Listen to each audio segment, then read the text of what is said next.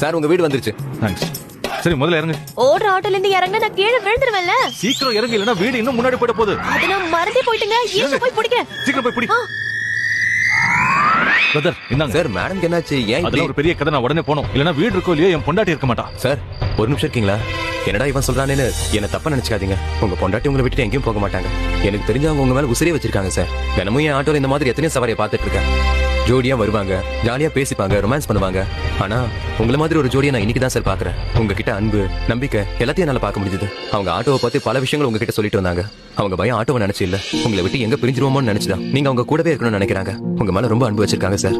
அவங்க நிதானத்துல இல்ல, இருந்தாலும் அவங்க வார்த்தையில ஒரு தெளிவு இருந்தது. உங்க அன்பையும் அரவணைப்பையும் தான் அவங்க ரொம்ப எதிர்பார்க்கறாங்க. இந்த ராத்திரி நேரத்துல அவங்க தன்னையே மறந்து சுத்திக்கிட்டு இருக்காங்க. அவங்களுக்கு எந்த பயமும் இல்ல. காரணம் நீங்க அவங்க கூட இருக்கிற தைரியம் தான். நெருப்புனா சுற்றாது. ஒருவேளை நீங்க அவங்களை விட்டு பிரிஞ்சு போற நிலைமை வந்தாலும் அவங்க உங்களை விட்டு பிரிஞ்சு இருக்கவே மாட்டாங்க. நீங்க எங்க போனாலும் நிழல் மாதிரி கூடவே வருவாங்க.